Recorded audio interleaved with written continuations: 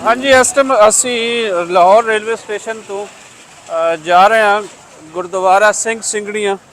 तो बड़ा इतिहासिक गुरुद्वारा है। मेरे नाल हैं हरजीत गिल साहब, अज ही कैनेडा तो तशरीफ लिया है। तो नाल हैं संधू साहब और इन्होंने मिसेज ते सारे 4 लोग। तो असी जा रहे हैं इस वेले गुरुद्वारा सिंह सिंगड़ियाँ। सो गिल साहब, अज पहला दिन है तुहाडा जी इत्थे दा। जी जी किंज दा कोई लग रही है, कोई दसो तुसीं इस टाइम शहीदगंज लोहा मार्केट दे विचों लंघदे होए ते किहड़े खास स्थान ते जा रहे हैं? बिल्कुल जी। गुरुद्वारा शहीदगंज मेरा ख्याल है मैं पहली बार विजिट कर रहे ਸੀ ਇਹਨੂੰ जी जी ਤੇ ਬੜਾ ਇਤਿਹਾਸ ਹੈ ਇੱਥੇ। ਮੀਰ ਮਨੂ ਵੇਲੇ ਦੀ ਇਹ जी ਇੱਕ जी ਜੇਲ੍ਹ ਕਿਹਾ ਜਾਂਦਾ ਹੈ, ਜਿਸ ਤਰ੍ਹਾਂ जी जी ਜਿੱਥੇ ਉਹਨਾਂ ਸਿੰਘਾਂ ਸਿੰਘਣੀਆਂ ਦੇ ਜਿਹੜੇ ਮੁੱਲ ਪਏ ਸੀ, ਸਿਰਾਂ ਦੇ ਮੁੱਲ ਪਏ ਆ। बिल्कुल जी। ਹਾਂ, ਮੈਂ ਥੋੜਾ ਜਿਹਾ ਕਨਫਿਊਜ਼ ਹਾਂ ਰਜਾ ਸਾਹਿਬ, ਉਹ ਮੈਨੂੰ ਪਤਾ ਨਹੀਂ। ਆਪਾਂ ਤੇ ਨੂੰ ਉਹੀ ਗੁਰਦੁਆਰਾ ਜੀ ਜੀ, ਉਹੀ ਗੁਰਦੁਆਰਾ ਜਿੱਥੇ ਸਾਹਿਬ ਤੋਂ ਜਾ ਕੇ ਪਤਾ ਜਿੱਥੇ ਲੱਗੂਗਾ। ਸ਼ਹਾਦਤਾਂ ਹੋਈਆਂ ਸੰਸਾਰੀ। ਆਓ ਜੀ, ਆਓ ਜੀ। ਆਓ ਜੀ, ਵੈਲਕਮ।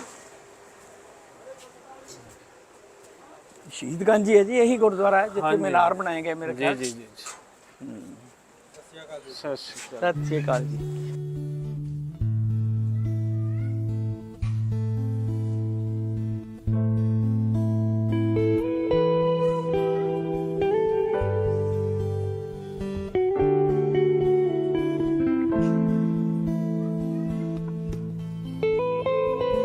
ਵਾਹਿਗੁਰੂ ਜੀ ਕਾ ਖਾਲਸਾ, ਸ਼੍ਰੀ ਵਾਹਿਗੁਰੂ ਜੀ ਕੀ ਫਤਿਹ। ਸਾਧ ਸੰਗਤ ਜੀ, ਜਿਸ ਸਥਾਨ ਤੇ ਤੁਸੀਂ ਬਿਰਾਜਮਾਨ ਹੋ, ਇਹ ਸਿੱਖ ਇਤਿਹਾਸ ਦੇ ਵਿੱਚ ਬਹੁਤ ਮਹੱਤਵਪੂਰਨ ਸਥਾਨ ਹੈ। ਸੰਸਾਰ ਭਰ ਦੇ ਵਿੱਚ ਜਿੱਥੇ ਜਿੱਥੇ ਵੀ ਗੁਰੂ ਨਾਨਕ ਨਾਮ ਲੇਵਾ ਸਿੱਖ ਵਸਦੇ ਨੇ, ਹਰ ਰੋਜ਼ ਅਰਦਾਸ ਹੁੰਦੀ ਹੈ। ਜਿਨ੍ਹਾਂ ਸਿੰਘਾਂ ਸਿੰਘਣੀਆਂ ਨੇ ਸਭਾ ਸਭਾ ਮਨ ਦੇ ਪੀਸੇ ਨੇ ਪੀਸੇ, ਮਾਵਾਂ ਨੇ ਖੰਨੀ ਖੰਨੀ ਰੋਟੀ ਤੇ ਗੁਜ਼ਾਰਾ ਕੀਤਾ, ਆਪਣੇ ਬੱਚਿਆਂ ਦੇ ਟੋਟੇ ਕਰਵਾ ਕੇ ਗਲਾਂ 'ਚ ਹਾਰ ਪਵਾ ਲਏ, ਈਨ ਨਹੀਂ ਮੰਨੀ, ਧਰਮ ਨਹੀਂ ਛੱਡਿਆ। ਇਹ ਉਹ ਸਥਾਨ ਹੈ। ਇਸ ਸਥਾਨ ਦਾ ਨਾਮ ਹੈ ਸ਼ਹੀਦਗੰਜ ਸਿੰਘ ਸਿੰਘਣੀਆਂ, ਨਖਾਸ ਬਾਜ਼ਾਰ, ਲਾਹੌਰ। ਇਸ ਨੂੰ ਇਤਿਹਾਸ ਦੇ ਵਿੱਚ ਮੀਰ ਮੰਨੂ ਦੀ ਜੇਲ੍ਹ ਵੀ ਕਿਹਾ ਜਾਂਦਾ ਹੈ।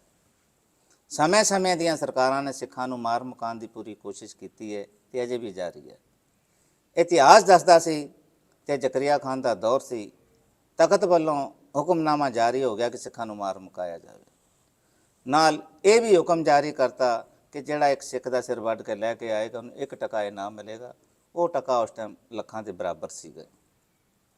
ਮੈਂ ਇਤਿਹਾਸਕ ਗੱਲ ਕਰਦਾ ਜਾਵਾਂ 1745-46 ਦੀ। ਉਸ ਵਕਤ ਸਿੱਖਾਂ ਦੀ ਗਿਣਤੀ ਬਹੁਤ ਥੋੜ੍ਹੀ ਸੀ। ਜ਼ਕਰੀਆ ਖਾਨ ਨੇ ਸਪੈਸ਼ਲ 20,000 ਫੌਜ ਤਿਆਰ ਕਰਤੀ ਸਿੱਖਾਂ ਨੂੰ ਮਾਰ ਮੁਕਾਉਣ ਵਾਸਤੇ। ਉਹਨਾਂ ਨੇ ਸਿੱਖਾਂ ਦੇ ਘਰਾਂ 'ਚ ਛਾਪੇ ਮਾਰ ਕੇ ਸਿੱਖਾਂ ਨੂੰ ਘਰਾਂ 'ਚ ਕੱਢ ਕੱਢ ਕੇ ਕੋ ਕੇ ਇਹਨਾਂ ਨੂੰ ਸ਼ਹੀਦ ਕਰਨਾ, ਸਿਰ ਵੱਢਣਾ ਅਤੇ ਤਖ਼ਤ 'ਤੇ ਲੈ ਕੇ ਜਾਣਾ ਅਤੇ 1 ਟਕਾ ਇਨਾਮ ਲੈ ਕੇ ਆਉਣਾ। ਸਿਲਸਿਲਾ ਚੱਲਦਾ ਰਿਹਾ। ਸਿੱਖਾਂ ਨੂੰ ਪਤਾ ਲੱਗ ਗਿਆ ਕਿ ਲੋਕ ਸਾਡੇ ਨੂੰ ਦੁਸ਼ਮਣ ਹੋ ਗਏ ਨੇ, ਵੈਰੀ ਹੋ ਗਏ ਨੇ, ਅਤੇ ਸਿੱਖਾਂ ਨੇ ਜੰਗਲਾਂ ਵੱਲ ਕੂਚ ਕਰ ਦਿੱਤਾ। ਕਾਹਨੂੰਵਾਨ ਦਾ ਛੰਭ, ਜਿਹੜਾ ਗੁਰਦਾਸਪੁਰ ਦੇ ਕੋਲ ਪੈਂਦਾ, ਅੱਜ ਕੱਲ੍ਹ ਇੰਡੀਆ ਦੇ ਵਿੱਚ ਹੈ, ਛੋਟਾ ਕਲੂਕਰ, ਉੱਥੇ ਜਾ ਕੇ ਉਹਨਾਂ ਨੇ ਵਾਸਾ ਕਰ ਲਿਆ। ਤੁਹਾਨੂੰ ਪਤਾ ਸਰਕਾਰਾਂ ਕੋਲ ਤਾਕਤ ਹੁੰਦੀ ਹੈ, ਪੈਸਾ ਹੁੰਦਾ, ਮੁਖਬਰ ਹੁੰਦੇ ਨੇ। ਉਹਨਾਂ ਕੋਲ ਮੁਖਬਰੀ ਪਹੁੰਚ ਗਈ ਸੀ ਸਰਕਾਰ ਕੋਲ, ਅਤੇ ਉਹਨਾਂ ਨੇ ਫੌਜਾਂ ਉੱਧਰ ਮੂਵ ਕਰ ਦਿੱਤੀਆਂ। ਜੰਗਲ ਨੂੰ ਜਾ ਕੇ ਘੇਰਾ ਪਾ ਲਿਆ। ਘੇਰਾ ਪਿਆ, ਸਿੱਖ ਥੋੜ੍ਹੇ ਸੀ, ਹਥਿਆਰ ਨਾ ਹੁੰਦੇ ਬਰਾਬਰ ਸੀ। ਮੁਕਾਬਲਾ ਹੋਇਆ, ਮੁਕਾਬਲੇ 'ਚ ਸਿੰਘ ਸ਼ਹੀਦ ਹੋ ਗਏ। ਕੁਝ ਸਿੰਘ ਘੋੜਿਆਂ 'ਤੇ ਸੀ, ਨਾਲ ਦਰਿਆ ਵਗਦਾ ਸੀ, ਟੱਪ ਕੇ ਪਾਰ ਲੰਘੇ। ਕੁਝ ਸਿੰਘ ਝਾੜੀਆਂ 'ਚ ਉੱਥੇ ਛੁਪ ਕੇ ਬੈਠੇ ਰਹੇ। ਅਤੇ ਤੁਹਾਨੂੰ ਪਤਾ ਸਰਕਾਰਾਂ ਕੋਲ ਤਾਕਤ ਹੁੰਦੀ ਹੈ, ਪੈਸਾ ਹੁੰਦਾ, ਮੁਖਬਰ ਹੁੰਦੇ ਨੇ। ਉਹਨਾਂ ਕੋਲ ਪਤਾ ਲੱਗ ਗਿਆ ਸੀ ਕਿ ਸਿੰਘ ਇੱਥੇ ਹੋਰ ਛੁਪ ਕੇ ਬੈਠੇ ਨੇ। ਫੌਜਾਂ ਜਦੋਂ ਉਹਨਾਂ ਨੇ ਕਹਿਤਾ ਸੀ ਮੁੱਕ ਗਏ ਨੇ ਅਤੇ ਆਪਾਂ ਵਾਪਸ ਮੁੜਦੇ ਹਾਂ, ਫੌਜਾਂ ਵਾਪਸ ਮੁੜੀਆਂ। ਅੱਧ ਬਾਟੇ ਕਿਸੇ ਨੇ ਫਿਰ ਮੁਖਬਰੀ ਕਰਤੀ ਕਿ ਸਿੰਘ ਅਜੇ ਜੰਗਲਾਂ 'ਚ ਫਿਰ ਬੈਠੇ ਨੇ। ਉਹ ਫਿਰ ਫੌਜਾਂ ਵਾਪਸ ਗਈਆਂ ਨੇ, ਜੰਗਲ ਨੂੰ ਘੇਰਾ ਪਾਇਆ ਅਤੇ ਪੂਰੇ ਜੰਗਲ ਨੂੰ ਅੱਗ ਲਾ ਦਿੱਤੀ, ਅਤੇ ਜਿਹੜੇ ਬਾਕੀ ਬੱਚੇ ਸੀ ਉਹ ਸ਼ਹੀਦ ਹੋ ਗਏ। ਘਰਾਂ ਦੇ ਵਿੱਚ ਹੁਣ ਮਾਵਾਂ ਰਹਿ ਗਈਆਂ ਸੀ, ਬਜ਼ੁਰਗ ਰਹਿ ਗਏ ਸੀ, ਬੱਚੇ ਰਹਿ ਗਏ ਸੀ। ਉਸ ਵਕਤ ਲਾਹੌਰ ਅਤੇ ਦਿੱਲੀ ਦਾ ਜਿਹੜਾ ਸੂਬੇਦਾਰ ਸੀ ਉਹ ਮੀਰ ਮੰਨੂ ਸੀ। ਮੀਰ ਮੰਨੂ ਨੇ ਮਾਵਾਂ ਨੂੰ, ਬਜ਼ੁਰਗਾਂ ਨੂੰ, ਬੱਚਿਆਂ ਨੂੰ ਕੈਦ ਕਰ ਲਿਆ। ਕੈਦ ਕਰਨ ਤੋਂ ਬਾਅਦ ਜਿੱਥੇ ਆਪਾਂ ਬੈਠੇ ਥੱਲੇ ਇੱਥੇ ਜੇਲ੍ਹਾਂ ਨੇ, ਇੱਥੇ ਲਿਆ ਕੇ ਜੇਲ੍ਹਾਂ 'ਚ ਉਹਨਾਂ ਨੂੰ ਡੱਕ ਦਿੱਤਾ ਗਿਆ। ਡੱਕਣ ਤੋਂ ਬਾਅਦ ਉਹਨਾਂ ਨੇ ਮਾਵਾਂ ਨੂੰ ਪੁੱਛਿਆ ਕਿ ਤੁਹਾਡਾ ਨੂੰ ਕੁਛ ਨਹੀਂ ਰਿਹਾ, ਨਾ ਘਰ ਰਿਹਾ, ਨਾ ਘਾਟ ਰਿਹਾ, ਸਾਰੇ ਤੁਹਾਡੇ ਨਾਲ ਦੇ ਲੋਕ ਮਰ ਖੱਪ ਗਏ ਨੇ, ਤੁਸੀਂ ਇਕੱਲੇ ਰਹਿ ਗਏ ਤਾਂ ਧਰਮ ਚੇਂਜ ਕਰ ਲਓ। ਦੇਖੋ ਮੌਤ ਸੱਚ ਹੈ, ਮੌਤ ਆਣੀ ਆਣੀ ਹੈ। ਕਿਸੇ ਵੀ ਧਰਮ, ਕਿਸੇ ਵੀ ਫਿਰਕੇ 'ਚ ਬੰਦਾ ਪੈਦਾ ਹੁੰਦਾ, ਉਹਨੇ ਦੁਨੀਆ ਤੋਂ ਵਾਪਸ ਜਾਣਾ ਹੀ ਜਾਣਾ। ਮਾਤਾ ਇੱਕ ਬਜ਼ੁਰਗ ਸੀ ਜੱਥੇ ਦੇ ਵਿੱਚ, ਉਹਦਾ ਨਾਂ ਸੀ ਮਹਿਤਾਬ ਕੌਰ। ਮਾਤਾ ਨੇ ਸਵਾਲ ਕੀਤਾ ਬਾਦਸ਼ਾਹ ਨੂੰ, ਅਸੀਂ ਧਰਮ ਤੇ ਚੇਂਜ ਕਰ ਲੈਣ ਜੇ ਮੌਤ ਨਹੀਂ ਆਉਂਦੀ ਹੈ? ਜੇ ਮੌਤ ਆਉਂਦੀ ਹੈ ਤਾਂ ਰੱਬ ਨੇ ਸਾਨੂੰ ਜਿੱਥੇ ਭੇਜਿਆ ਉੱਥੇ ਠੀਕ ਹੈ। ਇਹ ਮਾਵਾਂ ਨੂੰ ਸੋਝੀ ਸੀ ਕਿ ਅਸੀਂ ਇਹਨਾਂ ਦੇ ਹੁਣ ਕੈਦ ਦੇ ਵਿੱਚ, ਇਹਨਾਂ ਨੇ ਸਾਨੂੰ ਬਖਸ਼ਣਾ ਤੇ ਨਹੀਂ, ਛੱਡਣਾ ਤੇ ਹੈ ਨਹੀਂ, ਮਰਨਾ ਤੇ ਹੈ, ਮੌਤ ਤੇ ਆਣੀ ਆਣੀ ਇੱਕ ਦਿਨ, ਤੇ ਇਹ ਤੋਂ ਬਿਹਤਰ ਹੈ ਅਣਖ ਦੀ ਮੌਤ ਮਰੀਏ। ਉਹ ਨਹੀਂ ਮੰਨੀਆਂ, ਬੜੇ ਲਾਲਚ ਦਿੱਤੇ ਗਏ ਮਾਵਾਂ ਨੂੰ, ਜੇ ਨਹੀਂ ਮੰਨੀਆਂ ਤਾਂ ਫਿਰ ਉਹਨਾਂ ਨੂੰ ਸਜ਼ਾਵਾਂ ਲਾਉਣੀਆਂ ਸ਼ੁਰੂ ਕਰਤੀਆਂ, ਇੰਟਰੋਗੇਸ਼ਨ ਸ਼ੁਰੂ ਕਰਤੀ ਉਹਨਾਂ ਦੀ। ਪਹਿਲਾ ਸਜ਼ਾ ਲਾਈ ਉਹਨਾਂ ਨੂੰ, ਇੱਕ ਮਾਤਾ ਨੂੰ ਸਵਾ ਮਨ ਪੀਸਣਾ ਦਿੱਤਾ। ਪਹਿਲਾਂ ਚੱਕੀਆਂ ਹੱਥਾਂ ਨਾਲ ਪੀਸੀਆਂ ਜਾਂਦੀਆਂ ਸੀ। ਸਵਾ ਮਨ ਦਾ ਮਤਲਬ 50 ਕੇਜੀ ਦਾਣੇ, ਉਹ ਵੀ ਗਿਣੇ ਕਣਕ ਦੇ ਗਿੱਲੇ ਦਾਣੇ ਜਿਹੜੇ ਜਲਦੀ ਨਾ ਪੀਸੇ ਜਾਣ। ਮਾਵਾਂ ਦੇ ਛੋਟੇ ਛੋਟੇ ਕੁਛੜ ਬੱਚੇ ਸੀ, ਇਤਿਹਾਸ ਦੱਸਦਾ ਕਿ 2-2 ਦਿਨ ਦੇ ਮਾਵਾਂ ਦੇ ਕੁਛੜ ਬੱਚੇ ਸੀ ਨਾਲ, ਛੋਟੇ ਛੋਟੇ। ਉਹਨਾਂ ਨੂੰ ਜਦੋਂ ਹੁਕਮਨਾਮਾ ਜਾਰੀ ਕਰਤਾ, ਪੀਸਣਾ ਪੀਸੋ, ਪੀਸਣਾ ਪੀਸਦੀਆਂ ਪਾ ਵਾਹਿਗੁਰੂ ਦਾ ਜਾਪ ਕਰਦੀਆਂ, ਬੱਚੇ ਰੋਂਦੇ ਕਰਲਾਉਂਦੇ, ਦੁੱਧ ਪੀਂਦੇ। ਸ਼ਾਮ ਦਾ ਟਾਈਮ ਹੋਣਾ, ਸਜ਼ਾ ਮੁੱਕਣੀ, ਉਹਨਾਂ ਨੇ 4 ਮਾਵਾਂ ਨੂੰ 1 ਰੋਟੀ ਦੇਣੀ, ਇੱਕ ਛੋਟਾ ਜਿਹਾ ਛੰਨਾ ਪਾਣੀ ਦਾ ਜਾਂ ਕੌਲੀ ਕਹਿ ਲਓ ਉਹ ਦੇਣਾ। ਉਹਨਾਂ ਨੇ ਘੁੱਟ ਪਾਣੀ ਪੀ ਲੈਣਾ। 1 ਰੋਟੀ ਸੀ ਜਿਹੜੀ, ਤੇ 4 ਹਿੱਸੇ ਕਰ ਲੈਣੇ। ਚੌਥੇ ਹਿੱਸੇ ਨੂੰ ਪੰਜਾਬੀ 'ਚ ਖੰਨੀ ਰੋਟੀ ਕਹਿੰਦੇ ਨੇ, ਜਿਹੜਾ ਆਪਣਾ ਅਰਦਾਸ 'ਚ ਵੀ ਜ਼ਿਕਰ ਆਉਂਦਾ ਰੋਜ਼ ਕਿ ਖੰਨੀ ਰੋਟੀ ਤੇ ਮਾਵਾਂ ਨੇ ਗੁਜ਼ਾਰਾ ਕੀਤਾ। ਇਸ ਦੇ ਵਿੱਚ ਕਈ ਮਾਵਾਂ ਕਮਜ਼ੋਰ ਬੜੀਆਂ ਸੀ, ਬੱਚੇ ਉਹਨਾਂ ਦੇ ਬਹੁਤ ਛੋਟੇ ਸੀ, ਉਹਨਾਂ ਕੋਲ ਸਜ਼ਾ ਨਹੀਂ ਸੀ ਪੂਰੀ ਹੁੰਦੀ। ਉਹਨਾਂ ਨੂੰ ਰਾਤ ਨੂੰ ਡਬਲ ਸਜ਼ਾ ਭੁਗਤਣੀ ਪੈਂਦੀ ਸੀ। ਇੱਕ ਮਾਂ ਨੂੰ ਸੌਣ ਨਹੀਂ ਸੀ ਦਿੰਦੇ, ਦੂਸਰਾ ਬੱਚੇ ਨੂੰ ਮਾਂ ਦਾ ਦੁੱਧ ਨਹੀਂ ਸੀ ਪੀਣ ਦਿੰਦੇ।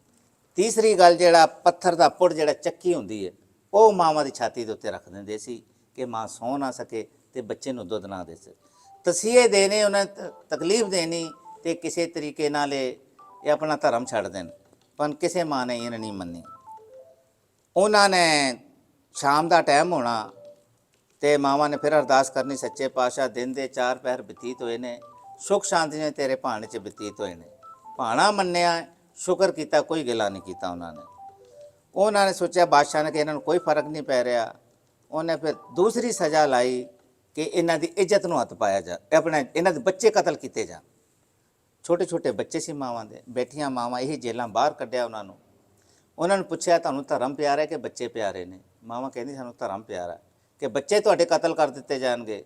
ਕੋਈ ਗੱਲ ਨਹੀਂ, ਅਸੀਂ ਤਾਂ ਉਸ ਪੰਥ ਦੇ ਵਾਸੀ ਹਾਂ, ਗੁਰੂ ਗੋਬਿੰਦ ਸਿੰਘ ਜੀ ਨੇ ਸਾਰੇ ਸਰਬੰਸ ਹੀ ਕੁਰਬਾਨ ਕਰ ਦਿੱਤਾ। ਜੇ ਸਾਡੇ ਬੱਚੇ ਵੀ ਕਿਤੇ ਸ਼ਹੀਦ ਹੋ ਜਾਂਦੇ ਨੇ, ਸ਼ਹੀਦ ਬੱਚਿਆਂ ਦੀ ਮਾਵਾਂ ਕਹਿਲਾਉਣਗੀਆਂ।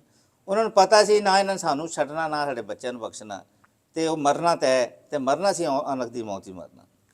ਜਦੋਂ ਨਹੀਂ ਮੰਨੀਆਂ ਮਾਵਾਂ, ਬੈਠੀਆਂ ਨੇ, ਬੱਚਿਆਂ ਨੂੰ ਦੁੱਧ ਦੇ ਰਹੀਆਂ ਨੇ, ਬੱਚਾ ਮਾਂ ਤੋਂ ਖੋਣਾ, ਉੱਤੇ ਸੁੱਟ ਦੇਣਾ, ਥੱਲੇ ਨੇਜਾ ਕਰ ਦੇਣਾ, ਨੇਜੇ 'ਚ ਬੱਚੇ ਨੇ ਖੁੱਭ ਜਾਣਾ, ਉਹਨੇ ਤੜਪ ਕੇ ਸ਼ਹੀਦ ਹੋ ਜਾਣਾ। ਸ਼ਹੀਦ ਹੋਣ ਤੋਂ ਬਾਅਦ ਬੱਚੇ ਦੇ ਫਿਰ ਪੈਰਾਂ ਤੋਂ ਛੋਟੇ ਛੋਟੇ ਟੋਟੇ ਕਰਨੇ, ਟੋਟੇ ਕਰਨ ਤੋਂ ਬਾਅਦ ਉਹਦੀਆਂ ਆਂਦਰਾਂ ਕੱਢ ਕੇ ਟੋਟੇ ਬਣ ਕੇ ਮਾਵਾਂ ਦੇ ਗਲੇ 'ਚ ਹਾਰ ਬਣਾ ਕੇ ਪਾ ਦੇਣਾ। ਇਹ ਸਾਰੀਆਂ ਮਾਵਾਂ ਨਾਲ ਹੋਇਆ, ਕਿਸੇ ਮਾਂ ਨੇ ਇਹ ਨਹੀਂ ਮੰਨੀ। ਪਤਾ ਸੀ ਅਗਲੀ ਮਾਂ ਨੂੰ ਕਿ ਮੇਰੀ ਪਿਛਲੀ ਭੈਣ ਦਾ ਬੱਚਾ ਕਤਲ ਹੋਇਆ ਤੇ ਮੇਰੇ ਬੱਚੇ ਦੀ ਵੀ ਵਾਰੀ ਆਣੀ, ਪਰ ਨਹੀਂ, ਉਹ ਡੋਲੀਆਂ ਨਹੀਂ ਮਾਵਾਂ। ਕਾਹਦੀ ਖਾਤਰ? ਉਹਨਾਂ ਧਰਮ ਦੀ ਖਾਤਰ ਬੱਚੇ ਕੁਰਬਾਨ ਕਰ ਦਿੱਤੇ ਆਪਣੇ। ਸਾਰੀਆਂ ਮਾਵਾਂ ਨੇ ਫਿਰ ਗਲੇ 'ਚ ਹਾਰ ਬਣਾ ਕੇ ਪਾ ਦਿੱਤੇ। ਫਿਰ ਹੁਕਮਨਾਮਾ ਜਾਰੀ ਕਰਤਾ ਕਿ ਫਿਰ ਪੀਸਣਾ। ਕਹਿੰਦੇ ਨੇ ਇਹੀ ਗਲੀਆਂ, ਇਹੀ ਮਹੱਲੇ, ਇੰਨੇ ਜੋਸ਼ ਨਾਲ ਉਹ ਮਾਵਾਂ ਨੇ ਸ਼ਬਦ ਪੜ੍ਹਿਆ ਸੀ ਕਿ ਸਿਰ ਜਾਵੇ ਤੇ ਜਾਵੇ ਮੇਰਾ ਸਿੱਖੀ ਸਦਕ ਨਾ ਜਾਵੇ। ਇੰਨੇ ਜੋਸ਼ ਨਾਲ ਸ਼ਬਦ ਪੜ੍ਹਿਆ ਸੀ। ਕਹਿੰਦੇ ਲਾਹੌਰ ਦੀਆਂ ਗਲੀਆਂ ਵੀ ਗੂੰਜ ਉੱਠੀਆਂ ਸੀ। ਤੇ ਨਾਲ ਮੀਰ ਮੰਨੂ ਨੇ ਵੀ ਤਾੜਨਾ ਕੀਤੀ ਸੀ ਕਿ ਮੀਰ ਮੰਨੂ ਤੇਰੀ ਦਾਤਰੀ, ਅਸੀਂ ਮੰਨੂ ਦੇ ਸੋਏ, ਜਿਉਂ ਮੰਨੂ ਵੜਦਾ ਤੇ ਦੂਨ ਸੁਆਏ ਹੋਏ। ਕਿ ਮੀਰ ਮੰਨੂ ਜਿੰਨਾ ਮਰਜ਼ੀ ਜ਼ੁਲਮ ਕਰ ਲੈ, ਇਹ ਧਰਮ ਨਹੀਂ ਜੇ ਖਤਮ ਹੋਣ ਵਾਲਾ। ਦਿਨ ਦੂਣੀ ਤੇ ਰਾਤ ਚੌਣੀ ਤਰੱਕੀ ਕਰੇਗਾ।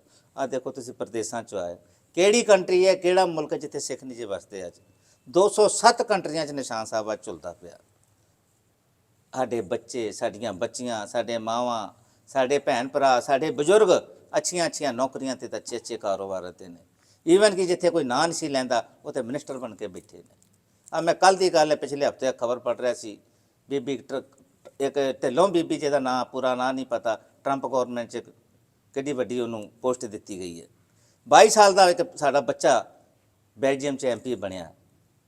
ਕੈਨੇਡਾ 'ਚ ਵੇਖ ਲਓ, UK 'ਚ ਵੇਖ ਲਓ, ਕਿਹੜੀ ਕੰਟਰੀ ਜਿੱਥੇ ਸਾਡੇ ਬੱਚਿਆਂ ਨੇ, ਸਾਡੇ ਬੰਦਿਆਂ ਨੇ ਆਪਣੇ ਮੱਲਾਂ ਨਹੀਂ ਜਮਾਰੀਆਂ।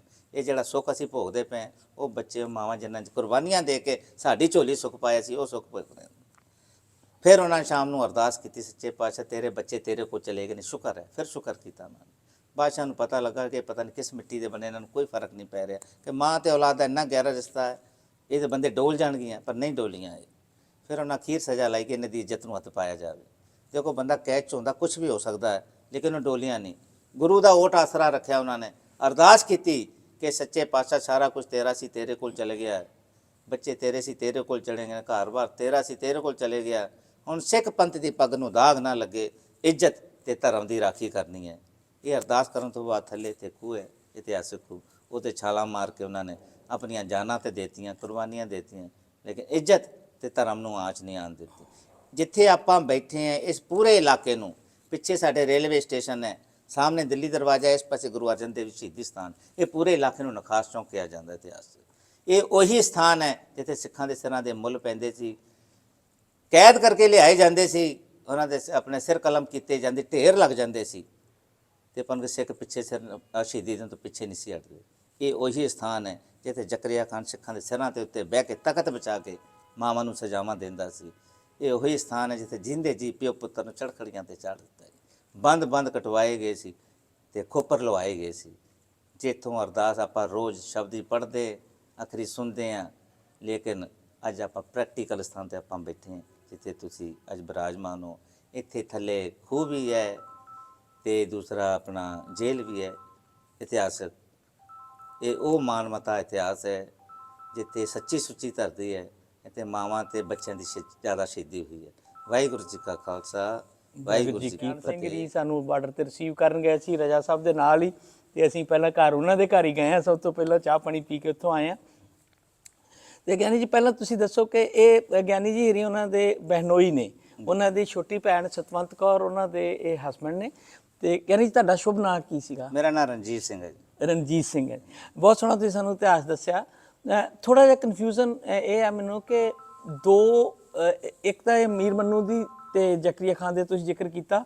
ਮੈਂ ਕਹਿਣਾ ਚਾਹੁੰਦਾ ਕਿ ਉਹ ਬਾਦਸ਼ਾਹ ਨਹੀਂ ਸੀਗੇ, ਉਹ ਸੂਬੇਦਾਰ ਸੀਗੇ ਜੀ, ਮੁਗਲ ਬਾਦਸ਼ਾਹਾਂ ਦੇ ਸੂਬੇਦਾਰ ਸੀਗੇ ਦੋਵੇਂ। ਧਾੜਵੀ ਸੀ ਇਹਦੇ। ਧਾੜਵੀ ਦੇ ਹੈਗੇ ਸੀ, ਪਰ ਉਹਦੇ ਬਾਵਜੂਦ ਮਤਲਬ ਖੁਦ ਬਾਦਸ਼ਾਹ ਨਹੀਂ ਸੀਗੇ, ਉਹ ਸੂਬੇਦਾਰ ਸੀ। ਉਹ ਕਠਪੁਤਲੀਆਂ ਜਦੋਂ ਮਰਜ਼ੀ ਲਾ ਦਿੰਦੇ ਸੀ, ਜਦੋਂ ਮਰਜ਼ੀ ਬਿਠਾ ਦਿੰਦੇ ਸੀ। ਤੇ ਇਹ ਜਿਹੜੀ ਜਗ੍ਹਾ, ਇਹ ਜੇਲ੍ਹ ਹੁੰਦੀ ਸੀ ਉਦੋਂ? ਇਹ ਜੇਲ੍ਹ ਹੈ। ਅੱਛਾ, ਦੋ ਚੀਜ਼ਾਂ ਸਿੱਖ ਹਿਸਟਰੀ 'ਚ ਆਉਂਦੀਆਂ ਨੇ। ਇੱਕ ਤਾਂ ਇਹ ਜਿਹੜੇ ਸਵਾ ਮਣ ਪੀਸਣੇ ਵਾਲਾ ਜਿਹੜਾ ਤੁਸੀਂ ਕਿੱਸਾ ਸਾਨੂੰ ਸੁਣਾਇਆ, ਜਿਹੜੀ ਸਾਖੀ ਸੁਣਾਈ ਆ। ਦੂਸਰੀ ਸੀਗੀ ਤੁਸੀਂ ਕਿਹਾ ਇਹ ਦੋਨੇ ਜਗ੍ਹਾ ਇੱਕੋ ਹੀ ਨੇ। ਜਿਹੜੇ ਸਿੱਖਾਂ ਦੇ ਮੀਨਾਰ ਚਿਣੇ ਗਏ ਉਹ ਵੀ ਇਹੀ ਜਗ੍ਹਾ? ਉਹੀ ਜਗ੍ਹਾ ਜੀ। ਇਸੇ ਜਗ੍ਹਾ ਮੈਂ ਤੁਹਾਨੂੰ ਜ਼ਿਕਰ ਕਰਦਾ ਕਿ ਮੈंने ਤੁਹਾਨੂੰ ਇੱਕ ਜ਼ਿਕਰ ਕੀਤਾ ਕਿ ਪਿੱਛੇ ਸਟੇਸ਼ਨ ਹੈ, ਸਾਡੇ ਸਾਹਮਣੇ ਦਿੱਲੀ ਦਰਵਾਜ਼ਾ ਹੈ ਤੇ ਇੱਧਰ ਆਪਣਾ ਗੁਰੂ ਅਰਜਨ ਦੇਵ ਸ਼ਹੀਦੀ ਸਥਾਨ। ਇਹ ਪੂਰਾ ਬਹੁਤ ਵੱਡਾ ਇਲਾਕਾ ਹੈ। ਇਸ ਪੂਰੇ ਇਲਾਕੇ ਨੂੰ ਨਖਾਸ ਚੌਂਕ ਕਿਹਾ ਜਾਂਦਾ। ਠੀਕ ਹੈ। ਇਸ ਇਲਾਕੇ 'ਚ ਹੀ ਸ਼ਹੀਦੀਆਂ ਹੋਈਆਂ। ਭਾਈ ਤਾਰੂ ਸਿੰਘ ਜੀ ਦਾ ਸਥਾਨ ਬਿਲਕੁਲ ਨਾਲ ਹੈ। ਭਾਈ ਮਨੀ ਸਿੰਘ ਜੀ ਦਾ ਉੱਥੇ ਆਪਣੇ ਕਿਲੇ ਦੇ ਪਿੱਛੇ ਹੈ ਉਸ ਟਾਈਮ। ਇਹ ਪੂਰੇ ਇਲਾਕੇ ਨੂੰ ਨਖਾਸ ਚੌਂਕੀ ਕਿਹਾ ਜਿੱਥੇ ਤੇ ਸ਼ਹੀਦੀਆਂ ਹੋਈਆਂ ਨੇ। ਪਰ ਜਿਹੜੇ ਮੀਨਾਰ ਜਿਹੜੇ ਖੜੇ ਉਹ ਇਹੀ ਜਗ੍ਹਾ ਜਿੱਥੇ ਆਪਾਂ ਬੈਠੇ, ਮੀਨਾਰ ਇੱਥੇ ਚਿਣੇ ਇੱਥੇ ਗਏ। ਨਖਾਈ ਔਰ ਸਿੰਘਾਂ ਸਿੰਘਣੀਆਂ ਜਿਹੜੇ ਸ਼ਹੀਦ ਬੱਚੇ ਇਸੇ ਜਗ੍ਹਾ ਇਹ ਜੇਲ੍ਹ ਸੀ। ਇਹ ਜੇਲ੍ਹ ਥੱਲੇ ਹੈਗੀ। ਤੇ ਜਿਹੜੇ ਭਾਈ ਤਾਰੂ ਸਿੰਘ ਦੀ ਜਗ੍ਹਾ ਹੈ ਉਹ ਗੁਰਦੁਆਰਾ ਸਾਹਿਬ ਵੱਖਰੀ ਜਗ੍ਹਾ ਹੈ? ਉਹ ਨਾਲ ਹੀ ਹੈ ਬਿਲਕੁਲ। ਨਹੀਂ, ਇਸੇ ਕੰਪਲੈਕਸ ਇਸ ਆਪਣੇ ਕੰਪਲੈਕਸ ਤੋਂ ਥੋੜਾ ਬਾਹਰ ਹੈ, ਪਰ ਇੱਕ ਰੋਡ ਦੇ ਨਾਲ ਹੀ। ਉੱਥੇ ਗੁਰਦੁਆਰਾ ਸਾਹਿਬ ਹੈ? ਗੁਰਦੁਆਰਾ ਸਾਹਿਬ ਪ੍ਰਕਾਸ਼ ਹੈਗਾ ਜੀ ਉੱਥੇ? ਪ੍ਰਕਾਸ਼ ਹੈਗਾ ਜੀ ਉੱਥੇ, ਬਿਲਕੁਲ। ਨਾ, ਪ੍ਰਕਾਸ਼ ਨਹੀਂ ਹੈਗਾ ਉੱਥੇ ਜੀ, ਉੱਥੇ ਪ੍ਰਕਾਸ਼ ਨਹੀਂ ਹੈਗਾ। ਹਾਂਜੀ। ਤੇ ਸਾਡੇ ਤਾਂ ਗੁਰੂ ਪੀਰਾਂ ਤੋਂ ਇਹਨਾਂ ਦੀ ਦੋਸਤੀ ਚੱਲਦੀ ਆਈ ਹੈ। ਸਾਈਂ ਮੀਆਂ ਮੀਰ ਜੀ ਨੇ ਨੀਂਹ ਰੱਖੀ ਸੀ ਇਹਦੀ। ਫਿਰ ਦੂਸਰੀ ਹਾਂ ਦਾ ਨਾਰਾ ਮਾਰਿਆ ਜਦੋਂ ਗੁਰੂ ਸਾਹਿਬ ਨੂੰ ਤਸ਼ੱਦਦ ਕੀਤਾ ਜਾ ਰਿਹਾ ਤੇ ਤਸੀਹੇ ਦਿੱਤੇ ਜਾ ਰਹੇ ਚੰਦੂ ਹਵੇਲੀ 'ਚ। ਜੇ ਸਾਈਂ ਮੀਆਂ ਮੀਰ ਜੀ ਨੂੰ ਪਤਾ ਲੱਗਾ ਕਿ ਗੁਰੂ ਸਾਹਿਬ ਤੇ ਤਸ਼ੱਦਦ ਹੋ ਰਿਹਾ, ਉਹਨਾਂ ਦੇ ਜਦੋਂ ਹਾਜ਼ਰ ਹੋਏ ਨੇ ਉੱਥੇ ਚੰਦੂ ਦੀ ਹਵੇਲੀ 'ਚ ਜਾ ਕੇ, ਫਿਰ ਉਹਨਾਂ ਨੇ ਇੱਕ ਗਿਲਾ ਆਪਣਾ ਜੋਸ਼ ਨਾਲ ਕਿਹਾ। ਤਾਂ ਉਹਨੇ ਪੀਰ, ਇਹਨਾਂ 'ਚ ਆਪਣੇ ਇਸਲਾਮ 'ਚ ਪੀਰ ਕਹਿੰਦੇ ਨੇ, ਆਪਣੇ ਭਗਤ ਕਹਿੰਦੇ ਨੇ। ਪੀਰ ਤੇ ਭਗਤ ਇਹ ਬੜੇ ਨਿਰਮਲ ਦਿਲ ਦੇ, ਕੋਮਲ ਦਿਲ ਦੇ ਹੁੰਦੇ ਨੇ। ਲੇਕਿਨ ਜਦੋਂ ਇਹ ਗੁੱਸਾ ਜਲਾਲ 'ਚ ਆ ਜਾਣ ਫਿਰ ਇਹਨਾਂ ਦੀ ਰੱਬ ਵੀ ਨਹੀਂ ਮੁੜਦਾ ਜੀ। ਇਹਨਾਂ ਨੇ ਜਦੋਂ ਗੁੱਸਾ ਆਇਆ, ਜਲਾਲ ਆਇਆ ਆਪਣੇ ਪੀਰ ਸਾਹਿਬ ਨੂੰ, ਤੇ ਗੁਰੂ ਸਾਹਿਬ ਨੂੰ ਕਹਿੰਦੇ ਨੇ ਕਿ ਹੁਕਮ ਕਰੋ ਗੁਰੂ ਸਾਹਿਬ ਤੁਸੀਂ ਮੈਨੂੰ, ਤੇ ਮੈਂ ਲਾਹੌਰ ਤੇ ਦਿੱਲੀ ਦੀ ਇੱਟ ਨਾਲ ਇੱਟ ਵਜਾ ਦਿਆਂ। ਪਰ ਉਸ ਟਾਈਮ ਗੁਰੂ ਸਾਹਿਬ ਨੇ ਸੰਕਲਪ ਦਿੱਤਾ ਸੀ, ਸਾਈਂ ਜੀ ਤੁਹਾਡਾ ਤੇ ਮੇਰਾ ਮਸਲਾ ਨਹੀਂ ਹੈ, ਇਹ ਅਕਾਲ ਪਾਕਿਸਤਾਨ ਗੁਰਦੁਆਰਾ ਪ੍ਰਬੰਧਕ ਕਮੇਟੀ ਇਹ ਰਲ ਮਿਲ ਕੇ, ਇੱਥੇ ਦਾ ਭਾਈਚਾਰਾ ਰਲ ਕੇ ਸਿੱਖਾਂ ਨੂੰ ਬੜੀ ਅੱਗੇ ਲੈ ਕੇ ਜਾ ਰਹੇ ਨੇ ਤੇ ਕੋਸ਼ਿਸ਼ਾਂ ਚੱਲ ਰਹੀਆਂ। ਤਾਂ ਵਾਹਿਗੁਰੂ ਕਰੇਗਾ ਤਾਂ ਹੋਰ ਇਹਦੀ ਕਾਮਯਾਬੀਆਂ ਸਿੱਖਾਂ ਨੂੰ ਮਿਲਣਗੀਆਂ ਤੇ ਇਹਦਾ ਭਾਈਚਾਰਾ ਵਧੇਗਾ, ਵੱਧਦਾ ਪਿਆ ਸਾਡਾ। ਮੁਸਲਿਮ ਭਾਈਚਾਰੇ 'ਚ ਵੀ ਮੈਨੂੰ ਲੱਗਦਾ ਕਾਫੀ ਚੇਤਨਾ ਦਾ ਪਸਾਰ ਹੋਇਆ ਹੁਣ ਆ ਕੇ। ਜਿਹੜੀਆਂ ਉਹ ਤੁਸੀਂ ਨਫ਼ਰਤ ਦੀ ਆਪਾਂ ਵੰਡ ਵੇਲੇ ਦੀਆਂ ਗੱਲਾਂ ਕਰਦੇ, ਉਹਦੇ ਤੋਂ ਲੋਕ ਕਾਫੀ ਉੱਪਰ ਉੱਠ ਗਏ ਨੇ। ਜਿੱਦਾਂ ਸਾਡੇ ਸਾਹਮਣੇ ਨੇ ਰਾਜਾ ਸਾਹਿਬ ਬੈਠੇ ਆ, ਜਿਸ ਤਰੀਕੇ ਨਾਲ ਇਹ ਲੋਕ ਕੰਮ ਕਰ ਰਹੇ ਨੇ, ਜਿਸ ਤਰੀਕੇ ਨਾਲ ਇਹਨਾਂ ਨੇ ਹੁਣ ਸਾਂਝੇ ਪੰਜਾਬ ਦੇ ਜਿਹੜੇ ਸਾਡੇ ਹੀਰੋ ਨੇ ਜਾਂ ਜਿਹੜੇ ਸਾਡੇ ਸਾਂਝੇ ਪੰਜਾਬ ਲਈ ਜੋ ਕੰਮ ਕਰਨ ਵਾਲੇ ਲੋਕ ਸੀ ਉਹਨਾਂ ਨੂੰ ਰਿਕੋਗਨਾਈਜ਼ ਕਰਨਾ ਸ਼ੁਰੂ ਕੀਤਾ। ਉਹ ਜਿਹੜੀਆਂ ਧਰਮ ਦੀਆਂ ਉਹ ਕੱਟੜਪੁਣੇ ਦੀਆਂ ਵਰਗਣਾ ਚੋਂ ਹੌਲੀ ਹੌਲੀ ਬਾਹਰ ਨਿਕਲ ਤਕਰੀਬਨ ਨਿਕਲ ਰਹੇ ਨੇ ਕਾਫੀ ਟਾਈਮ। ਦੇਖੋ ਮੈਂ ਭਾਈ ਰਜਾ ਹੋਣੀ ਬੈਠੇ ਨੇ, ਦੇਖੋ ਮੈਂ ਜ਼ਿਕਰ ਕਰਦਾ ਜਾਵਾਂ, ਮੇਰੀ ਸਿੰਘਣੀ ਜਿਹੜੀ ਸਤਵੰਤ ਕੌਰ ਕੱਲੀ ਸਿੱਖ ਬੀਬੀ ਹੈ, ਪਾਰਟੀਸ਼ਨ ਤੋਂ ਲੈਕਚਰਾਰ ਹੈ, ਪਹਿਲੀ ਕੱਲੀ ਜਾਂਦੀ ਹੈ, ਕੱਲੀ ਆਉਂਦੀ ਹੈ। ਮੋਸਟਲੀ ਉੱਥੇ 80-90% ਮੁਸਲਿਮ ਸਾਡੇ ਭੈਣ ਭਰਾ ਨੇ। ਉਹਨੂੰ ਸਗੋਂ ਉਹਨਾਂ ਤੋਂ ਜ਼ਿਆਦਾ ਉਹਨੂੰ ਮਾਣ ਦਿੱਤਾ ਜਾਂਦਾ। ਉਹਦੀ ਯੂਨੀਵਰਸਿਟੀ ਮੈਨੂੰ ਦੱਸਦੀ ਕਿ ਇੰਨਾ ਸਤਿਕਾਰ ਤੇ ਦਿੰਦੇ। ਇਹ ਕੀ ਹੈ? ਇੱਕ ਕਹਿੰਦੇ ਕਿ ਮੈਂ ਇੱਕ ਸਿੱਖ ਹਾਂ, ਸਿੱਖ ਬੀਬੀ ਹਾਂ, ਤੇ ਇੱਕ ਭਾਈਚਾਰਾ ਸਾਡਾ ਜਿਹੜਾ ਪੁਰਾਣਾ ਸੀਗਾ ਉਹ ਲੋਕਾਂ ਨੂੰ ਪਤਾ ਲੱਗ ਰਿਹਾ ਕਿਹੜੇ ਕਾਲਜ ਯੂਨੀਵਰਸਿਟੀ ਪੜਾਉਂਦੇ ਇਹ ਕਨੇਡ ਯੂਨੀਵਰਸਿਟੀ ਹੈ। ਕਨੇਰ ਯੂਨੀਵਰਸਿਟੀ ਕਨੇਰ ਕਾਲਜ ਹੈ, ਬਹੁਤ ਇਹਨਾਂ ਨੂੰ ਪਤਾ ਭਾਈ ਸਾਹਿਬ ਨੂੰ ਬੜੇ ਨਾਮ ਬਾਰੇ ਜੀਸੀ ਤੋਂ ਬਾਅਦ ਉਹਦਾ ਨੰਬਰ ਆਂਦਾ। ਇਹ ਕਨਵੈਂਟ ਯੂਨੀਵਰਸਿਟੀ ਹੈ ਠੀਕ ਹੈ। ਜਿੱਥੇ ਪੜ੍ਹਾ ਰਹੀ ਹੈ ਪੰਜਾਬੀ ਦੇ, ਔਰ ਆ ਪੀਐਚਡੀ ਵੀ ਕਰਦੀ ਪਈ ਇਸ ਟਾਈਮ। ਅੱਛਾ, ਇੱਥੇ ਕਿੰਨੀ ਕੁ ਸੰਗਤ ਜਿਹੜੇ ਆਉਂਦੇ ਆ ਡੇਰਾ ਸਾਹਿਬ ਦਰਸ਼ਨਾਂ ਨੂੰ ਜਾਂ ਜੱਥੇ ਆਉਂਦੇ ਆ, ਉਹਨਾਂ ਚੋਂ ਕਿੰਨੇ ਕੁ ਲੋਕ ਜਿਹੜੇ ਇੱਥੇ ਪਹੁੰਚ ਕਰ ਪਾਉਂਦੇ ਆ? ਕਿਉਂਕਿ ਕਈ ਵਾਰ ਇਦਾਂ ਲੱਗਦਾ ਨਾ ਕਿ ਇੱਕ ਪਾਸੇ ਤੇ ਆ ਤੇ ਬਹੁਤ ਸਾਰੀ ਸੰਗਤ ਇੱਥੇ ਸ਼ਾਇਦ ਨਾ ਆਉਂਦੀ। ਇਸ ਤਰ੍ਹਾਂ ਦੇਖੋ, ਜਿੱਥੇ ਇਹ ਲਾਹੌਰ ਹੈ, ਲਾਹੌਰ ਤੇ ਜਿਹੜੀ ਲੋਕਲ ਸੰਗਤ ਉਹ ਬਹੁਤ ਘੱਟ ਹੈ। ਇਹ ਜਿੰਨੇ ਵੀ ਇੱਥੇ ਲੋਕ ਨੌਕਰੀ ਵਾਲੇ ਰਹਿ ਰਹੇ ਨੇ, ਕੋਈ ਕਾਰੋਬਾਰੀ ਨੇ, ਤੇ ਘਰ ਤੇ ਇੱਥੇ ਹੈਗੇ ਨੇ ਕਾਫੀ, ਲੇਕਿਨ ਦੂਰ ਦੂਰ ਬਹੁਤ ਨੇ। ਇੱਥੇ 3 ਗੁਰਦੁਆਰਿਆਂ 'ਚ ਇਸ ਟਾਈਮ ਪ੍ਰਕਾਸ਼ ਹੈ, ਡੇਰਾ ਸਾਹਿਬ, ਚੂਨਾ ਮੰਡੀ ਗੁਰੂ ਰਾਮਦਾਸ ਜਨਮ ਸਥਾਨ, ਤੇ ਇੱਕ ਇੱਥੇ ਜਿੱਥੇ ਆਪਾਂ ਸਿੰਘ ਨਹੀਂ ਹੈ। ਸੰਡੇ ਵਾਲੇ ਦਿਨ ਅਸੀਂ ਇਸ ਤਰ੍ਹਾਂ ਕਰਦੇ ਹਾਂ, ਕੋਈ ਵੀ ਸੁੱਖ ਦੁੱਖ ਹੋਵੇ ਤੇ ਅਖੰਡ ਪਾਠ ਸਾਹਿਬ ਰੱਖਣਾ, ਸੁਖਮਨੀ ਸਾਹਿਬ ਦਾ ਪਾਠ ਕਰਨਾ, ਕੋਈ ਮੇਲਾ ਗੇਲਾ ਆਪਸ 'ਚ ਮਿਲਣਾ, ਕੋਈ ਸੁੱਖ ਦੁੱਖ ਦਾ ਜਿਹੜਾ ਹੀ ਪਾਠ ਰੱਖਣਾ, ਇੱਕ ਜਗ੍ਹਾ ਤੇ ਇਕੱਠੇ ਜਾਂ ਚੂਨਾ ਮੰਡੀ 'ਚ ਇੱਕ ਦਿਨ ਇੱਕ ਸੰਡੇ ਹੋ ਜਾਂਦੇ, ਇੱਕ ਦਿਨ ਡੇਰਾ ਸਾਹਿਬ ਹੋ ਜਾਂਦੇ, ਜਾਂ ਇੱਕ ਆਪਣੇ ਐਤਵਾਰ ਨੂੰ। ਤੇ ਇਹ ਜਿਹੜੇ ਗੁਰਦੁਆਰਾ ਸਾਹਿਬ ਨੇ, ਇਹ ਜਿਹੜੀ ਪਾਕਿਸਤਾਨ ਸਿੱਖ ਗੁਰਦੁਆਰਾ ਪ੍ਰਬੰਧਕ ਕਮੇਟੀ ਹੈ ਉਹਦੇ ਤਹਿਤ ਆਉਂਦੇ ਆ ਜਾਂ ਅਲੱਗ ਨੇ? ਨਹੀਂ, ਸਾਰੇ ਉਹਨਾਂ ਦੇ ਤਹਿਤ ਹੀ ਆਉਂਦੇ। ਉਹਨਾਂ ਦੇ ਤਹਿਤ ਹੀ ਇਹ ਉਹਨਾਂ ਦੇ ਤਹਿਤ ਆਉਂਦੇ। ਠੀਕ ਹੈ ਜੀ। ਹਾਂਜੀ। ਤੇ ਜਿਹੜਾ ਇਸ ਗੁਰਦੁਆਰਾ ਸਾਹਿਬ 'ਚ ਖਾਸ ਤੌਰ ਤੇ ਮੈਨੂੰ ਡਾਕਟਰ ਕਲਿਆਣ ਸਿੰਘ ਨੇ ਦੱਸਿਆ ਸੀ ਕਿ ਤੁਸੀਂ ਬੜਾ ਸੋਹਣਾ ਪ੍ਰਬੰਧ ਕੀਤਾ ਸਰਾਂ ਦਾ, ਉੱਤੇ ਸਾਫ ਸੁਥਰੇ ਕਮਰੇ, ਸਾਨੂੰ ਵੀ ਉਹਨਾਂ ਕਿਹਾ ਸੀ ਤੁਸੀਂ ਇੱਥੇ ਰਹਿ ਸਕਦੇ ਹੋ। ਇਹ ਇੱਥੇ ਇੱਕ ਦੇਖੋ, ਉਹੀ ਮੈਂ ਕਿਹਾ, ਅਮਾਨਤ ਸਾਰੀ ਪਾਕਿਸਤਾਨ ਗਵਰਨਮੈਂਟ ਦੀ ਹੈ, ਏਟੀਪੀਪੀ ਬੋਰਡ ਦੀ ਤੇ ਪੀਐਸਜੀਪੀ ਦੇ ਅੰਡਰ। ਲੇਕਿਨ ਇਸ ਗੁਰਦੁਆਰੇ ਨੂੰ 99 'ਚ ਰੀਬਿਲਡ ਕਰਾਇਆ ਸੀ ਘਰ ਸੇਵਾ ਕਮੇਟੀ ਯੂਕੇ ਨੇ, ਥੱਲੇ ਬੋਰਡ ਵੀ ਲੱਗਾ, ਬੋਰਡ ਵੀ ਲੱਗਾ, ਤੇ ਉਹਨਾਂ ਨੇ ਕਰਾਇਆ। ਅਜੇ ਵੀ ਜਿਹੜਾ ਇਹਦਾ ਕਾਰ ਵਿਹਾਰ ਹੈ ਨਾ, ਇਹ ਉਹਨਾਂ ਦੇ ਅੰਡਰ ਹੀ ਹੈ। ਮਤਲਬ ਜਿਹੜਾ ਵੀ ਲੈਣ ਦੇਣ ਸੇਵਾ, ਜਿਹੜੇ ਵੀ ਇੱਥੇ ਸੇਵਾਦਾਰ ਨੇ, ਕਾਰ ਸੇਵਾ ਕਮੇਟੀ ਯੂਕੇ ਸੰਗਤ ਦੇ ਜਿਹੜੇ ਸਾਰੀ ਸੰਗਤ ਆਂਦੀ ਹੈ, ਐਲਾਨ ਇਹ ਕਰ ਦਿੰਦੇ ਕਿ ਤਿਲ ਫੁੱਲ ਹਰ ਬੰਦਾ ਕੋਈ ਦੇ ਕੇ ਜਾਂਦਾ ਇੱਥੇ ਕਿ ਕੋਈ ਸੇਵਾ ਵਾਸਤੇ ਪਾ ਲਓ। ਇਹ ਰਲ ਮਿਲ ਕੇ ਕੰਮ ਚੱਲ ਰਿਹਾ ਇਸ ਗੁਰਦੁਆਰੇ ਦਾ। ਤੇ ਇੱਕ ਤੰਬੂ ਸਾਹਿਬ ਗੁਰਦੁਆਰਾ ਨਨਕਾਣਾ ਸਾਹਿਬ, ਤੇ ਬਾਲੀਲਾ ਵੀ ਉਹਨਾਂ ਨੇ ਹੀ ਸੇਵਾ ਕਰਵਾਈ ਸੀ। ਨਨਕਾਣਾ ਸਾਹਿਬ ਕਿੰਨੇ ਕੁ ਪਰਿਵਾਰ ਹੈ ਸਿੱਖਾਂ ਦੇ? ਉੱਥੇ ਤਕਰੀਬਨ 400 ਘਰ ਹੈ। 400 ਪਰਿਵਾਰ ਹੈਗੇ ਨੇ ਇਸ ਵੇਲੇ? ਮੈਨੂੰ ਪਤਾ ਲੱਗਿਆ ਸੀ ਕਿ 250 ਦੇ ਕਰੀਬ ਪਰਿਵਾਰ ਰਹਿ ਗਏ। ਉਹ ਮਤਲਬ ਮਾਈਗ੍ਰੇਟ ਕਰ ਰਹੇ ਨੇ, ਕੋਈ ਲਾਹੌਰ ਆ ਗਏ ਨੇ, ਕੋਈ ਫੈਸਲਾਬਾਦ ਚਲੇ ਗਏ ਨੇ, ਇਸ ਤਰ੍ਹਾਂ ਵਿਛੜ ਰਹੇ ਨੇ ਥੋੜੇ। ਤੇ ਓਵਰਆਲ ਸਿੱਖਾਂ ਦੀ ਮਤਲਬ ਜਿਹੜੀ ਆ ਇਕਨੋਮਿਕਲੀ ਪੋਜੀਸ਼ਨ ਕਿੰਨੀ ਹੈ, ਕਿੱਦਾਂ ਦਾ ਕੰਮ ਕਰ ਰਹੇ? ਇਕਨੋਮਿਕਲੀ ਪੋਜੀਸ਼ਨ ਤੇ ਇਹ ਹੈ ਕਿ ਬਹੁਤ ਇੱਥੇ ਕਾਰੋਬਾਰੀ ਨੇ ਲੋਕ, ਤੇ ਕਾਸਮੈਟਿਕ ਦੀਆਂ ਦੁਕਾਨਾਂ ਨੇ, ਕੱਪੜੇ ਦੀਆਂ ਦੁਕਾਨਾਂ ਨੇ, ਤੇ ਕੁਝ ਤਬਕਾ ਇੱਕ ਹਕੀਮੀ ਦਾ ਤਬਕਾ ਵੀ ਹੈ, ਉਹ ਵੀ ਕਰਦੇ ਨੇ। ਮਤਲਬ ਰਜਵੀ ਰੋਟੀ ਪਾਣੀ ਖਾਂਦੇ ਆ, ਇੱਜ਼ਤ ਮਾਨ ਨਾਲ ਰਹਿ ਰਹੇ ਆ। ਦੇਖੋ, ਇੱਜ਼ਤ ਮਾਨ, ਮੈਂ ਤੁਹਾਨੂੰ ਪਹਿਲਾਂ ਵੀ ਬੇਨਤੀ ਕਰਾਂ, ਜਿਹੜਾ ਭਾਈਚਾਰਾ ਇੱਥੇ ਬੈਠਾ ਇਹ ਸਾਡੀ ਪ੍ਰੋਟੈਕਸ਼ਨ ਤੇ ਹੈ। ਪ੍ਰੋਟੈਕਸ਼ਨ ਤਾਂ ਰੱਬ ਨੇ ਕਰਨੀ, ਅੱਲਾ ਨੇ ਕਰਨੀ ਹੈ, ਪਰ ਨਹੀਂ ਹਰ ਥਾਂ ਤੇ ਸਾਡੇ ਨਾਲ ਖਲੋਤੇ ਨੇ। ਜਿੱਥੇ ਵੀ ਕੋਈ ਪ੍ਰੋਬਲਮ ਤਾਂ ਆਂਦੀ ਨਹੀਂ, ਕੋਈ ਆਂਦੀ ਵੀ ਹੈ। ਮੈਂ ਤੈਨੂੰ ਕਿ ਇੱਥੇ ਜਿਹੜਾ ਬਾਜ਼ਾਰ ਹੈ ਪੂਰਾ ਸਾਡਾ, ਮੈਂ ਜਿੱਥੇ ਅਸੀਂ ਰਹਿਣਾ, ਅਸੀਂ ਇਕੱਲੇ ਰਹਿੰਦੇ ਇੱਥੇ, ਲੇਕਿਨ ਅਜੇ ਤਾਂ ਕੋਈ ਇਹੋ ਜਿਹੀ ਗੱਲ ਹੋਈ ਨਹੀਂ ਹੈ। ਲੇਕਿਨ ਹਰ ਟਾਈਮ ਵਿਚਾਰੇ ਕਹਿੰਦੇ, ਸਰਦਾਰ ਜੀ ਦੱਸੋ ਕਿਸ ਚੀਜ਼ ਦੀ ਲੋੜ ਹੈ, ਕੋਈ ਮਸਲਾ ਦੱਸੋ। ਇੱਥੇ ਤੇ ਮੁਲਾਜ਼ਮ, ਪੁਲਿਸ ਮੁਲਾਜ਼ਮ, ਅਫਸਰ ਸਾਡੇ ਨਾਲ ਇਹੀ ਕੋਆਪਰੇਟ ਕਰਦੇ ਇੱਥੇ। ਹਾਂਜੀ, ਸਾਡੇ ਨਾਲ ਜੀ ਸਾਡਾ ਜਿਹੜਾ ਛੋਟਾ ਜਿਹਾ ਜੱਥਾ ਪਰਿਵਾਰਕ, ਉਹਦੇ 'ਚ ਕੁਲਦੀਪ ਸਿੰਘ ਸੰਧੂ ਸਾਡੇ ਲੀਡ ਕਰਕੇ ਸਾਨੂੰ ਲੈ ਕੇ ਆਏ ਆ ਜੀ ਇੱਥੇ ਦਰਸ਼ਨ ਕਰਾਉਣ।